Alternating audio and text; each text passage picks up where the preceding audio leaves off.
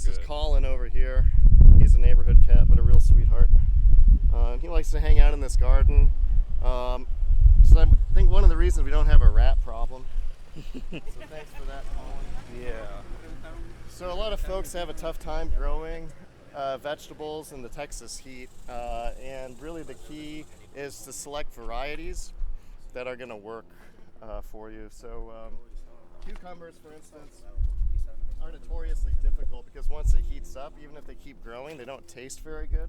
So you have to find a variety that can survive the heat. And so one such variety is called the lemon cucumber. And you'll have to edit this so that I don't look stupid, I guess. But I've got a bunch inside we can look at. But if we walk around here, I'll grab some. But you can see that this vine has really taken over this space. It's started on this cattle wire trellis, and now it's taken over some tomato cages that were growing tomatoes earlier in the year. Oh my gosh, there's so many pollinators. Yeah. Yeah, there's a lot of bees and hummingbirds all over the place. So like this tomato here, this actually is a variety of tomato. It's called Texas Wild Cherry, and it's a really great variety to grow in the summertime. One of the only issues with it is I notice whenever you harvest them, they start to split. But that's okay, you just have to eat them right away. They taste okay. Yeah. They don't taste as good as like one of my favorites are Sun Gold, or there's a Sweet 100 and some of those hybrid varieties. Some of them also open pollinated that taste even better. If I ever invented a tomato that could grow all summer, but it didn't taste very good, you know what I would do? What? I'd start a GoFundMe. These ones are okay. Oh, I found one of the lemon cucumbers. Oh yeah. Here, let's get in there. Show it off. There's a massive Oh, one no, right big. here. Can you get it out of there? Yeah, I think so. Oh yeah. When they get that big, they become chicken food. Do you Well, just actually, pull it or do you snip it? yeah, you can snip or whatever. Show us how it's done. Nice. What a beauty. Why do they become chicken food? Well, they just they get a little less sweet and more tough the bigger they get.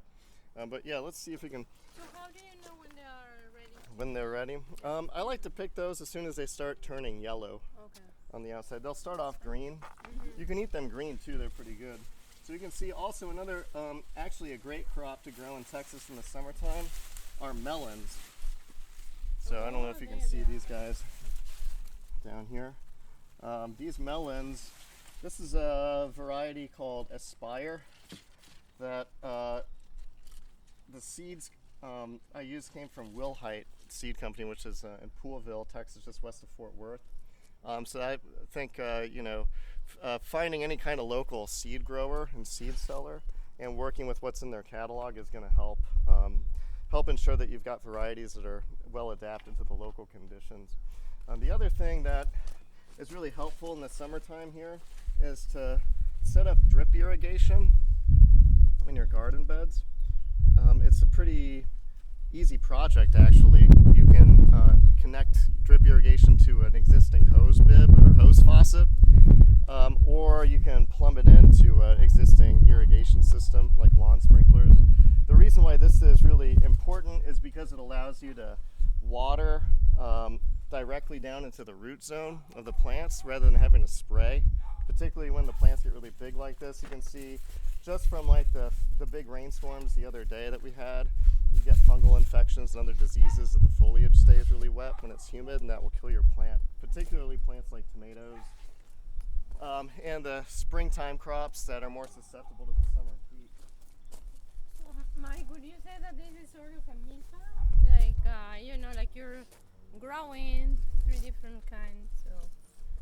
Yeah, I they think, help each other and like the shade of the yeah. tomato. What is it? Yeah. All right, let's get Sandra saying that. No. Yeah. Really? Yeah. Yeah, it was on there. Tell us about, point it out. Talk about like the companion planting. Well, okay, It doesn't so have to this be is- difficult. So this is the tomato. Yeah, there's a tomato up here, and there's melons, and there's cucumbers, and there's even chili peppers down here. So you can point all that out. Right. They're all growing together. Okay, so we can say that this is sort of a milpa because because you have different kinds of plants, right? So there's the tomatoes, the melons, the cucumbers, and the chili peppers, and they all help each other grow, right? Like the tomatoes giving some shade to the melons, and they kind of help grow one another. Yeah, awesome. Yeah, Enrico can make this look great. Thanks. Yeah. Okay, let's take a look at this tomato here that's flopping over. This is a porter tomato, one of our favorite tomatoes to give away and grow. This is from another local Texas seed company that's now out of business, but the Porter Seed Company grew out this open pollinated variety in the late 19th century, and it will grow all season long here, really in spite of how hot it gets. It'll stop producing tomatoes during the worst part of the summer, like which is basically mid-July through the end of August, but then it'll start picking up again as soon as the fall temperatures come down. So you can see here, it's already starting to put out these new suckers, which each one of these is basically another new tomato plant coming out with the parent plant. So these will go bonkers once the temperatures come down. One of the strategies for growing chili peppers in Texas.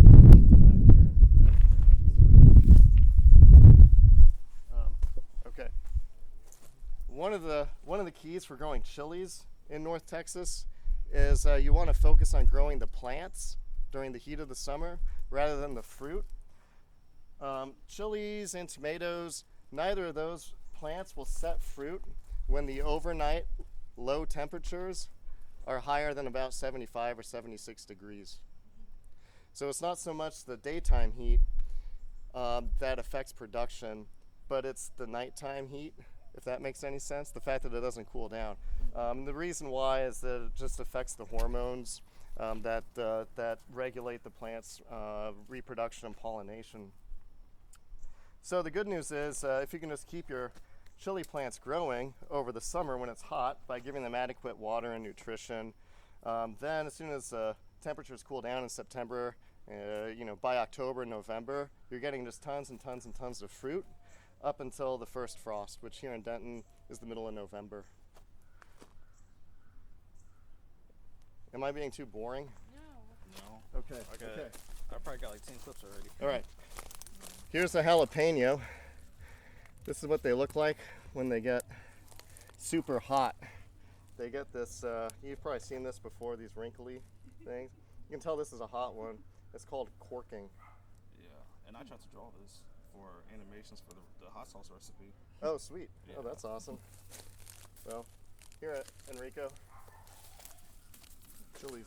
What else we got? Basil What else we here. got here? Oh, here's another tomato that's like surprisingly good for Texas. You can see this one's been setting some fruit here.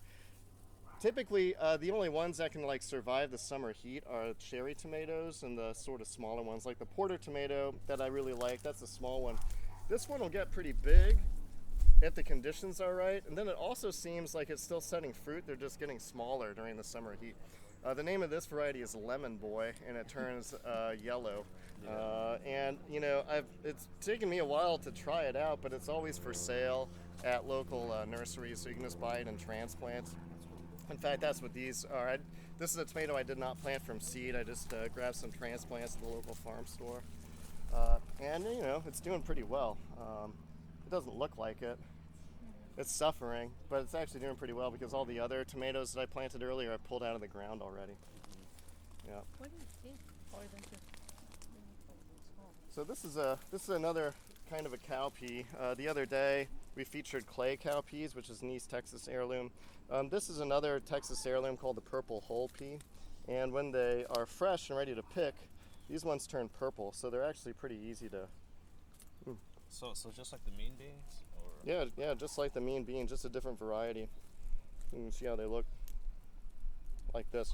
So what I do, again, I'll just take these as they ripen up and shell them fresh like this and throw them in a Ziploc bag in the freezer. And then once I have a pound of these things, then I'll seal it up and start a new bag. but they're pretty good. You can eat them just like this. Yum, you want to get a mouse shot? Yeah. So we got some more down here.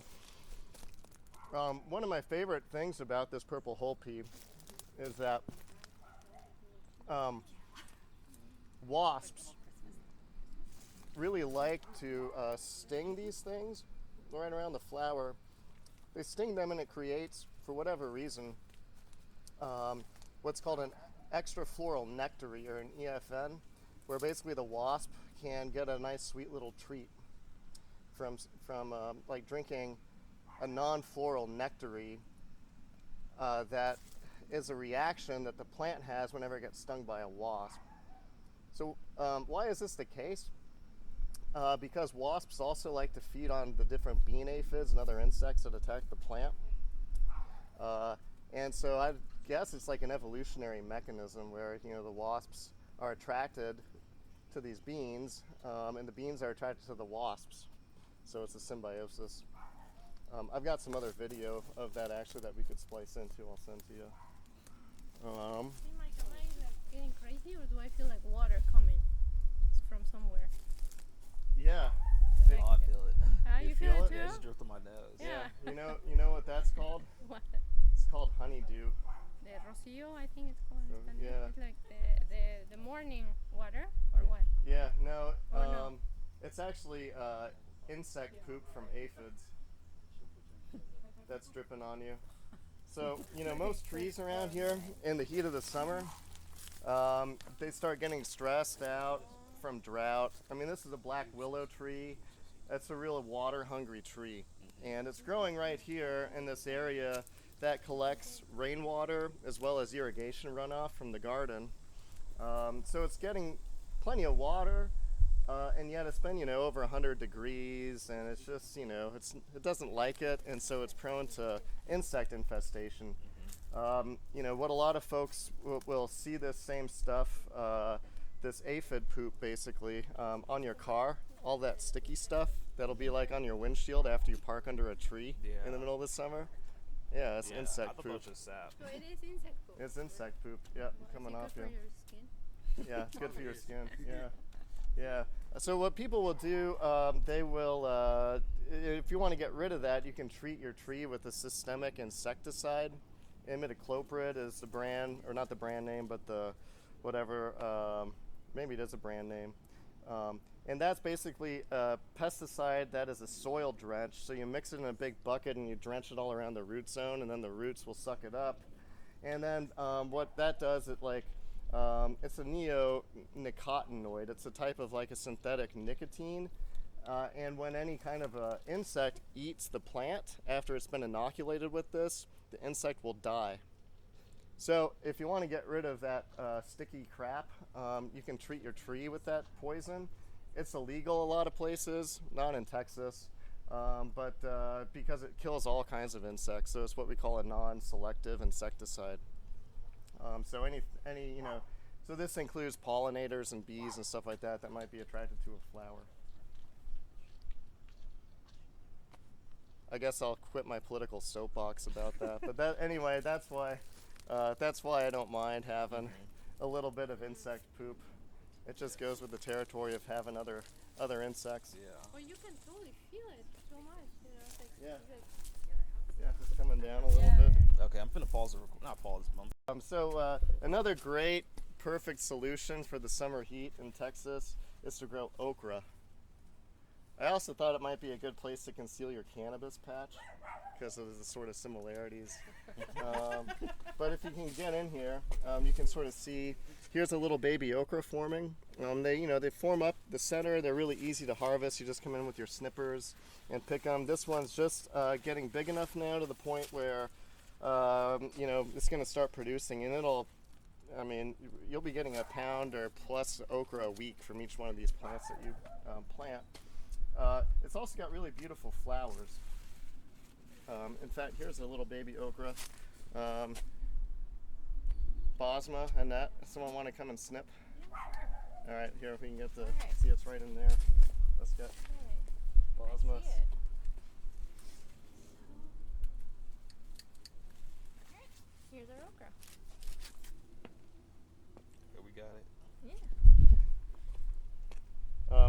one disappointing thing about this okra, this is called a burgundy okra, it actually turns green when you cook it. So it doesn't keep the color. I mean, it's not like that disappointing. Yeah. But if you wanted to have green okra, you gotta just eat it raw. You wanna take a bite? No. Yeah, I right. haven't misaligned, and that's why. Oh, I see. Yeah. Yeah, well, yeah, I'm not big onto raw okra, but I guess I'll give it a try. Yummy. It tastes pretty good. Yeah. Hey, Enrico, you want to try one too? Oh, here's a flower. Check out that beauty. Yeah, I'll try one. Okay. Here, get that flower. I'll try to find you an okra. That flower is nice. I think I got it. I did see another one. Oh, nice.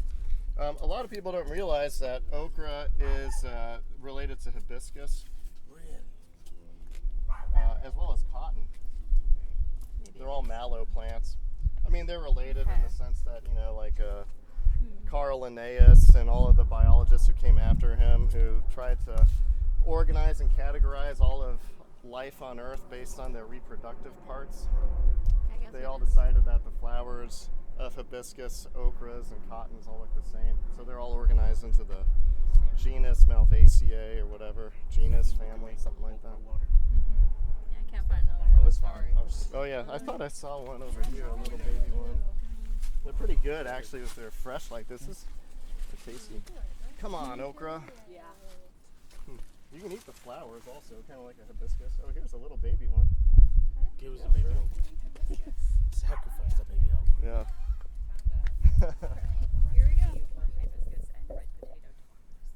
yeah. So you just. How does it taste like? Tastes like spinach. Like spinach? Green? Tastes green? Yeah, it just tastes green. Phenomenal. Green. Phenomenal. Here you go. Thanks, man. Did you try the peppers? No, where's the pepper? Let me get your pepper, bro. It tasted like a bell Check pepper. this one out. Enrico, let me get you eating this. You want to take a bite of a fresh bell pepper?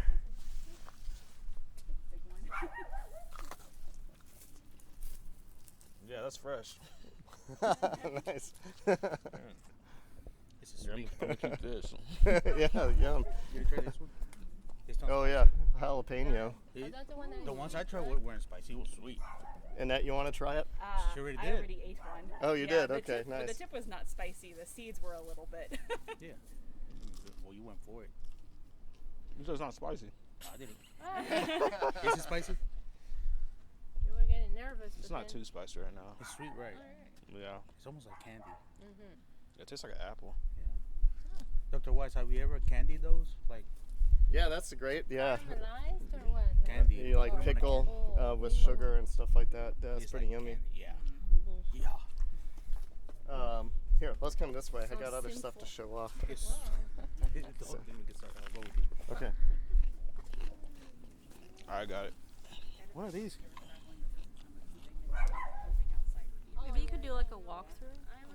Walking through. Oh yeah, shot a of that. walkthrough Yeah. to see. Towards the end, though, we have to plan Yeah. it out so it can be Oh, like, yeah. yeah. All right, so one of the other sort of strategies for North Texas, I think that works well, is to, at the beginning of the spring, plot out your succession of crops. They call it succession gardening. So these tomato cages here had big old tomato plants earlier this spring. I planted those tomatoes over spring break, like right around March 15th, which is my birthday. March 16th, Dr. Mendiola's birthday. March 17th, St. Patrick's Day. You got plenty of reminders for when to plant your tomatoes. But you want to plant your tomatoes that soon because otherwise they won't mature enough to get a decent crop before it gets too hot. July 4th, that's more or less the time I pull out my tomatoes. Yeah. That's also the time I'll throw in okra seeds and watermelon seeds and these cowpea seeds. These are like primo summertime crops to grow in North Texas. And then what I do too, I just leave these tomato cages in the ground and check out the melons. Do fine vining up on these. Yeah, that thing's huge. Yeah, this is just It's got a nice thick stem, so it hangs on okay. If you get worried about it falling off, I've got a big box full of knee-high pantyhose, and I just wrap it up in that and tie it on one of these things, and it helps give it some support. How do you know when a watermelon's ripe and ready to pick? The white stripes. Yeah, maybe white stripes. Yeah, it starts to change color and everything like that. I'm really impatient, and I'm always making the mistake of picking them too early. But I learned a trick, and that is there's always a tendril on the opposite side of where the flower had formed the fruit. And when this thing is dead, like I'm talking totally brown, shriveled up all the way back here, the rest of the vine's going to be green, but this piece right here, this thing's going to be dead. Here you can see me trying to help it along. You can't really help it along, you just got to be patient. But when that's all shriveled up and brown, then it's going to be ripe on the inside and juicy and perfect. Juicy and perfect. Juicy and perfect. So, you know, these ones kind of all, they look pretty good right now. But now that I know about the tendril trick, I'm going to wait until they're really ready to pick. Do they grow much bigger? No, I think they're probably about mature size. This variety I'm planting here, I've never had any success with it here. It's like a variety, I think that it was developed in Montana, and it's a yellow fleshed watermelon. And it's supposed to do well as like a springtime crop when, you know, it's like a little bit cooler soils and stuff like that up in the mountains. But anyway, I threw some seeds down because it's what I had, and it's actually doing pretty well, and I ate one the other day. It tasted great. Yeah. Oh, let's come over here because there's something else. So here's a danger. Let me show you a danger of succession planting. So here's a danger of succession planting. I mean, this all looks pretty good here. I had some tomatoes growing here. Here's a black cherry tomato that I replanted. But keep coming around here. I threw down some melon seeds in here. And I just noticed the other day, look what's happening to this poor melon. It decided to set fruit in between my two tomato cages. And now I'm not quite sure how to extricate that. So I don't know, maybe we can give an update Yeah. in a little while and see what happens Some to that tomato thing. gel. Yeah. What? This is one of my favorite chilies. It's called a Xochiteco chili, and it's really pretty. You can see this whole area is planted up in them. This one over here has gotten really big, and that's the one inside. I'll show you, you know, the chili paste and stuff like that. So this plant just sets these little tiny fruits. Here's what they look like when they're ripe. They're red like this. They're pretty spicy. But they are a close relative of chili pequins, which are like a wild, you know, native chili plant, Chili annuum. That's been growing, you know, here in Texas, I guess, like since forever, since evolution. So, you know, this is like one of the oldest sort of domesticated, one of the oldest domesticated capsicums, Xochiteco. And to me, they taste like sort of the essence of Tex-Mex flavor, for better and for worse. Oops. But yeah, they've got kind of a good fruity taste that I really like. So Mike, I see all sorts of insects like bees, butterflies, bunch of things. So this is like a great way for them to get their food and pollinate. And Yes. Can you talk a little bit more about that? Or? Yeah, so you can see we've got butterflies up here fluttering around. Those are monarchs coming through. There's all kinds of life, insect life. All you have to do is plant stuff and plant a diversity of stuff, and you'll get all kinds of bugs. And, you know, without like moralizing which bugs are good and bad or whatever, it's like, you know, you think about the ones that keep your garden safe and the ones that hurt your garden.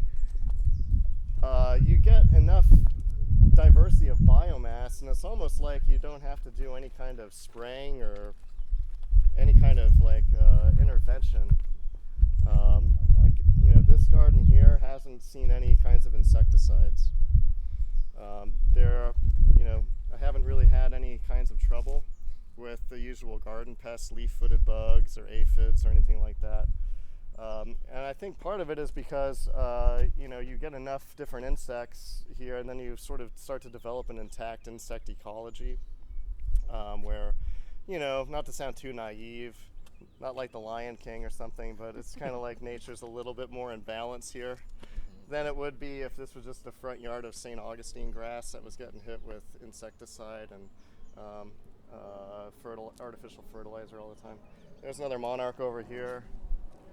So this is milkweed, which of course is a host plant for monarchs. Host plant meaning the monarchs will lay their eggs on these plants, and the caterpillars, as they're growing up, will eat this plant.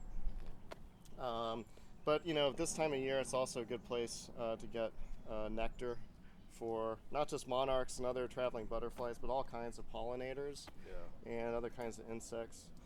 These down here, these are just native wild zinnias. They reseed themselves year after year. I mean, I'm not so much of a hippie that I don't have my rose bushes or anything like that, but I do like to have native plants as much as possible. What do you do with the squirrels?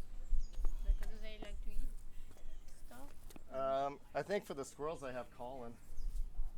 Oh, the cat. Yeah.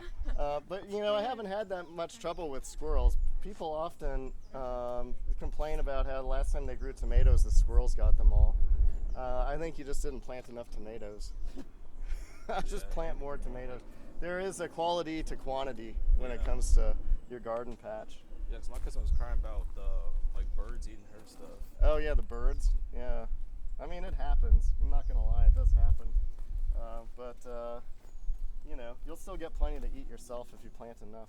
So here's like a lemon cucumber when it's really little, before it turns yellow. And what you can do with these, you can just pickle them whole, and they're like, what's the French cornichon? The little thing where you see them skewered with a toothpick, and you can eat them. Yeah, cornichon.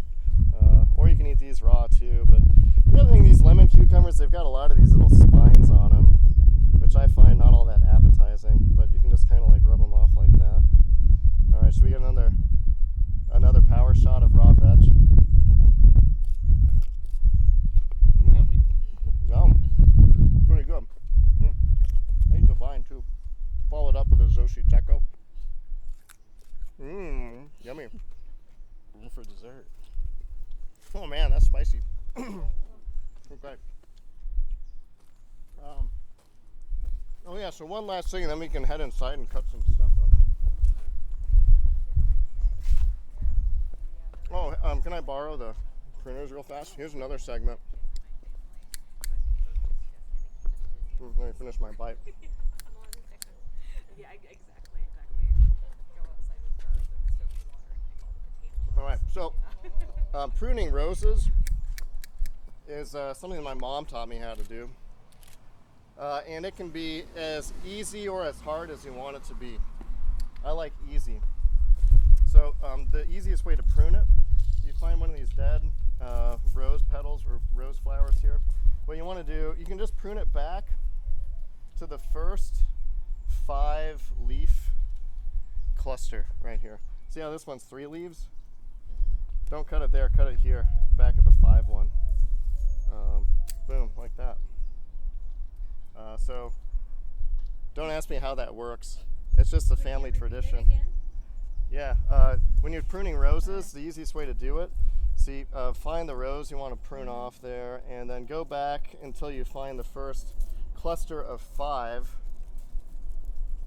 leaves. It can be any one, doesn't have to be the first one, but clip it in front of a 5-leaf cluster. Like here we can get all of these guys here.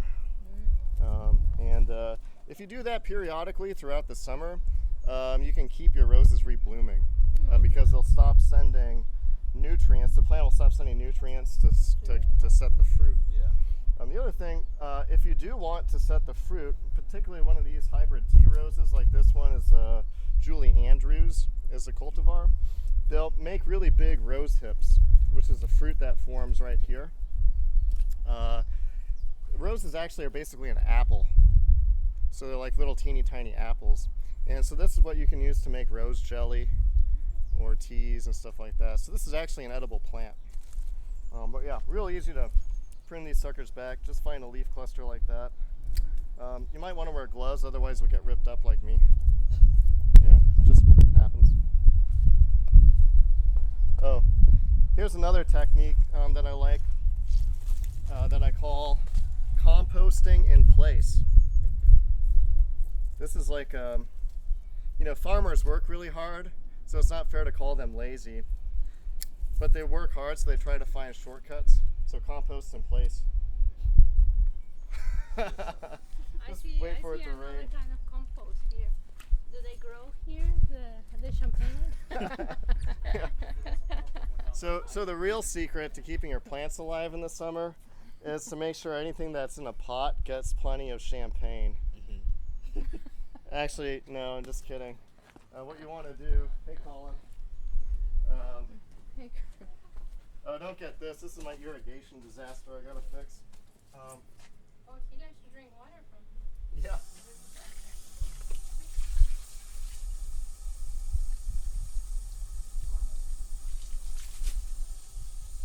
you been traumatized by a hose before? Oh, disagree. All right, so it's not actually champagne. It's just hose water. But anything that's in a pot that needs a drink in the summertime, like this sago palm over here, it's looking kind of dry. Just take this thing, glass bottle, fill it up with water, and basically you can do like, you can create your own olla. You know, the olla is a Spanish term for a big clay reservoir that slowly dispenses water into the ground for irrigation. So just stick it in there like that. Voila, nothing to it. Then your potted plant can get a little drink. That was pretty smooth how I put that in. Yeah. All right, who's hot? I I've been Check out all lazy, these so- butterflies. I know, it's crazy. Come on. Oh yeah, thanks. Yeah, okay. Let's hop on inside and